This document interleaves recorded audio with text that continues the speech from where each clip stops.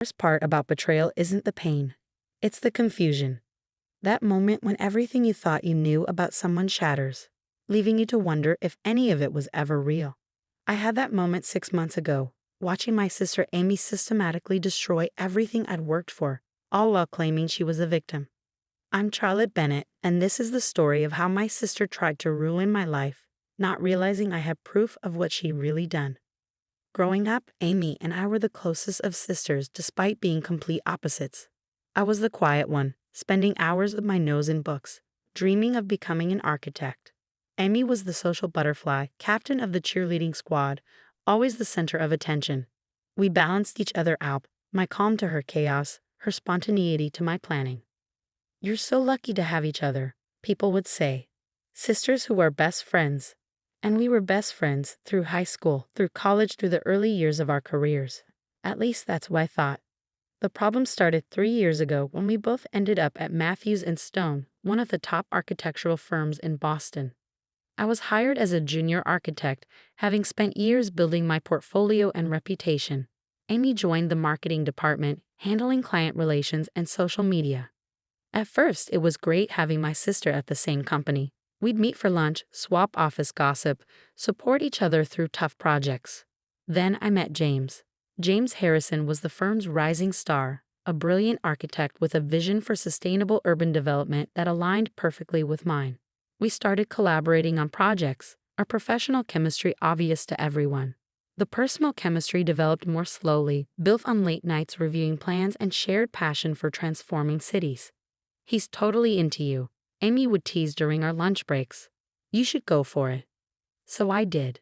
James and I started dating, keeping it professional at work, but growing closer outside the office.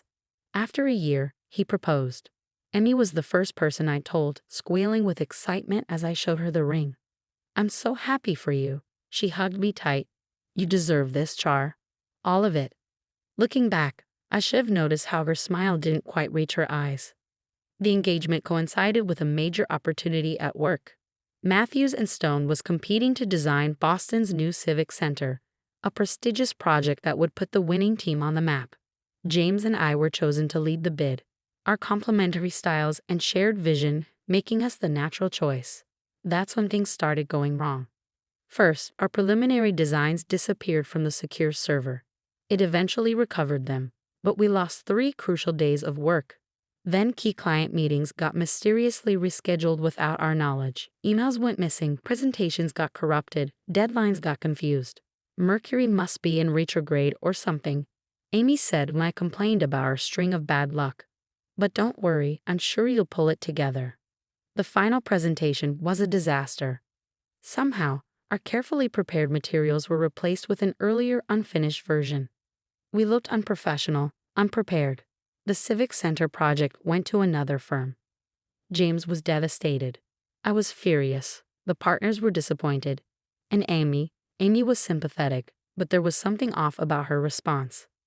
"Maybe it's for the best," she said over drinks that night. "You've been so stressed about the wedding planning anyway. Now you can focus on that." The wedding. I'd almost forgotten how many strange things had been happening with that too. Vendors claiming they'd received cancellation emails from me. Deposits going missing. Last-minute problems with everything from the flower arrangements to the caterer's menu. "Wedding planning is always chaotic," my mother said when I mentioned the issues. "Thank goodness Amy's helping you sort everything out." Yes, Amy had inserted herself into every aspect of the wedding planning, offering to handle communications with vendors, saying she wanted to take stress off my plate. I'd been grateful at the time, too busy with work to question it. Then came the incident that changed everything. I was working late one night, trying to rebuild our reputation after the Civic Center disaster. The office was empty except for the cleaning staff. And unexpectedly, I found her in my office, at my computer. "Oh," she jumped when I walked in. I was just looking for that vendor spreadsheet. For the wedding. Something about her reaction felt wrong. The vendor information was in our shared Google Doc. She had no reason to be on my work computer. But before I could question it, she rushed out, saying she was late for drinks with friends. The next morning, James was called into a partner meeting. Someone had reported us for ethical violations. claiming we'd stolen design elements from competitors for the Civic Center bid. They had screenshots of emails, documents that seemed to prove it. We were suspended pending investigation. I can't believe you'd do this to me, James said later, his voice cold. Those emails came from your account, Charlotte, your computer. I didn't. You know I wouldn't. But the evidence looked damning. And in the middle of it all, Amy played the supportive sister perfectly, defending me to anyone who would listen, all while subtly spreading doubt. I just don't understand it, she'd say to colleagues. Charlotte's always been so honest. The pressure must have gotten to her. The investigation dragged on. James and I were cleared of the most serious charges. The partners accepted that the emails could have been planted. But our reputations were damaged. The trust was broken. I need time to think, James said, removing his engagement ring. About us, about everything. I went home that night to find Amy in my apartment, ostensibly bringing comfort food and sympathy. She hugged me as I cried, stroked my hair, told me everything would work out. Maybe James isn't the right one anyway, she said softly. If he doesn't trust you. That's when I saw it. A flash of satisfaction in her eyes, quickly hidden behind sisterly concern. In that moment, all the strange incidents of the past months suddenly connected like dots in a sinister drawing. The missing designs, the corrupted presentations, the vendor problems, the planted emails. It couldn't be, could it? But I had to be sure. The next day, I called in a favor from Marcus, our head of its security. I'd helped design his house last year, a project I'd done on the side. Something's not right, I told him. I need to know who's accessed my computer, my emails, everything. Marcus hesitated. That's not exactly. Please, my career and relationship are falling apart. I need to know the truth. He agreed to help setting up monitoring software and recovering deleted security logs. He also helped me install discrete cameras in my office, their feeds backing up to a secure cloud server. Then I waited, watching, gathering evidence. The rehearsal dinner was in 2 days. Despite everything, we decided to go ahead with the wedding, James agreeing to try to work things out. Amy had been particularly insistent about keeping the date. You can't let a little work drama ruin your special day, she'd said. Trust me, I have everything under control. Those words should have terrified me. But for once, I was counting on my sister's need for control, her compulsion to be the center of attention. Because I knew something she didn't, the cameras had caught everything. Every late-night visit to my office, every deleted file, every planted email. And more importantly, they'd caught her phone calls, the ones she made when she thought she was alone. The story they told was worse than I'd imagined. The security footage told a story so twisted I could hardly believe it was real. Hours of video showing Amy in my office late at night, methodically sabotaging my work, planting false evidence, making calls to project clients to sow doubt about our team's integrity. But it was the phone conversations that revealed the true depth of her betrayal. Everything's going according to plan, she'd said in one call, thinking she was alone in my office. Charlotte's career is in shambles. James is doubting everything. Soon he'll realize I'm the one he should have been with all along. Marcus had recovered her deleted emails too. Messages to vendors canceling services for my wedding, correspondence with competitors during the Civic Center bid, even a fake email account she created in my name to send incriminating messages.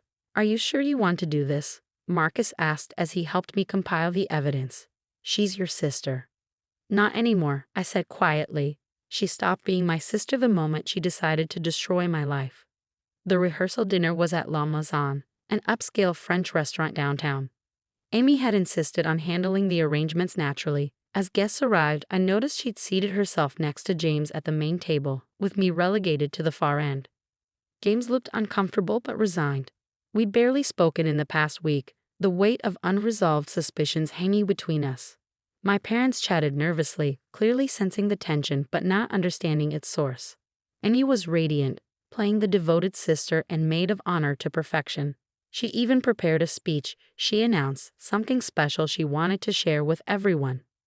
I let her start, let her stand there in her designer dress, champagne glass raised, all eyes on her, just how she liked it. I've known Charlotte all my life, she began, her voice thick with fake emotion. We've shared everything, secrets, dreams, even our workplace. That's why this is so difficult. She paused dramatically, pulling out a folder. But sometimes love means telling hard truths. I've discovered evidence that my sister, that Charlotte, has been lying to all of us. Gasps around the room. James went pale. My parents looked stricken. These documents prove that Charlotte not only stole designs from competitors. Emmy continued, but she's been embezzling from our wedding fund, canceling vendors and keeping the deposits. That's quite a story, I said, standing slowly. Why don't we watch a movie instead? Before she could respond, I nodded to Marcus, who started the video projection we'd set up. The screen came to life with crystal clear security footage. There was Amy sneaking into my office at midnight, Amy deleting files from my computer, Amy making calls on her cell phone. No, this is Charlotte Bennett. I need to cancel my contract. Yes, keep the deposit. No, don't try to contact me directly. The color drained from her face as her own voice filled the room. James should have been mine. We had a connection at the office Christmas party last year. I know he felt it too. But then little Miss Perfect had to swoop in. More footage played. Emmy sending emails from my computer. Emmy planting false documents. Emmy laughing on the phone about how perfectly her plan was working. Turn it off, she whispered. Why? I asked. Isn't this the truth you wanted to share? The room had gone deadly quiet. James was staring at Amy with a mixture of disgust and disbelief. My parents looked like they'd been slapped. I can explain, Amy started, but her voice cracked. Let me explain, I said, my voice carrying in a silence. You couldn't stand that I was succeeding on my own merits, that James chose me, that for once in our lives I had something you wanted and couldn't take. That's not. I never. Never what? Never sabotaged my career, never tried to ruin my relationship, never betrayed your own sister out of jealousy and spite. I played one final clip. Amy in my office just yesterday, practicing her rehearsal dinner speech, gloating about how this would be her masterpiece, her final triumph. I'd say your performance was brilliant, I continued as the screen went dark. But brilliance requires originality. All you've done is play the same role you always have. The center of attention, the star of the show. Only this time you went too far. The partners from Matthews and Stone were in attendance. My guests, though Amy hadn't known that when she planned seating. They looked thunderous as they approached her. Ms. Bennett, the senior partner said, I suggest you come to our office first thing Monday morning to discuss your employment status and bring your lawyer. James stood up, finally finding his voice. Charlotte, I am so sorry. I should have trusted you. Yes, I agreed. You should have. My parents were crying quietly in their seats. Mom reached for Amy, but she jerked away, her composure finally cracking. You always got everything, she screamed at me. The grades, the career, the perfect relationship. It wasn't fair. I just wanted what I earned. I finished for her. What I worked for. While you were partying through college and expecting things to be handed to you, I was building my career. While you were flirting with every man in the office, I was developing a real relationship.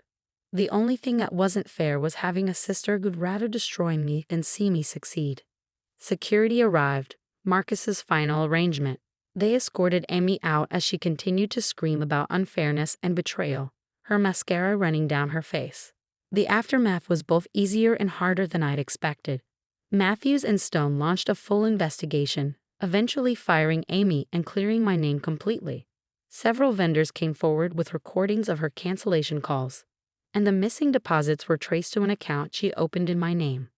James and I postponed the wedding, opting for counseling to rebuild our trust. He's working hard to make amends for doubting me, understanding now how skillfully Amy had manipulated everyone. My parents, that's been the hardest part. They're in therapy too, trying to understand how they missed the signs, how their parenting may have contributed to Amy's sense of entitlement and competitiveness. We always said you were lucky to have each other, Mom told me sadly. Maybe we should have taught you both to be worthy of having each other instead. Amy moved across the country after everything came out. Last I heard, she's working at a small marketing firm, under strict supervision. She still maintains she was the victim somehow, that I drove her to it by being too perfect. The wedding finally happened 6 months later, smaller, more intimate, but more genuine. Instead of a maid of honor, I had my closest friends stand with me. People who had supported me through everything. Who had seen through Amy's manipulations even when I couldn't. During the reception, James pulled me aside to show me something. A small album of security photos Marcus had given him, showing me working late nights on the Civic Center project, completely focused, passionate about my work. "This is why I fell in love with you," he said. "Not because of grand gestures or dramatic scenes, but because of your quiet dedication, your genuine passion for what you do." We're back at Matthews and Stone, our reputations not just restored but enhanced by how we handled the crisis. The partners have put us in charge of a new sustainable housing project, bigger than the Civic Center would have been. Yesterday, I found an old photo of Amy and me as kids, grinning at the camera with ice cream on our faces. Sometimes I miss that sister, the one who shared secrets and dreams before jealousy poisoned everything. But then I remember that person never really existed. She was just another role Amy was playing, waiting for her chance to steal the spotlight. The security cameras are gone from my office now, but I've kept one small reminder of everything that happened. On my desk sits a simple frame containing a fortune cookie message I got the day I decided to investigate Amy's betrayal. The truth has a way of coming to light. The only question is whether you're ready to see it. I was ready. It hurt, it changed everything, but it also set me free. Free from manipulation, free from false loyalty, free from the exhausting task of managing Amy's endless need for attention and validation. Last week, a young intern came to me for advice about office politics and difficult colleagues. I thought carefully before answering. Success isn't about defeating others, I told her. It's about being someone who can face herself in the mirror every morning, knowing she's earned her place through hard work and integrity. Amy never understood that. She was so busy trying to take what others had that she never built anything of her own. That's the real tragedy, not that she betrayed me, but that she betrayed herself, becoming exactly the kind of person she always accused others of being. As for me, I'm building things again, buildings, relationships, a life based on truth rather than competition.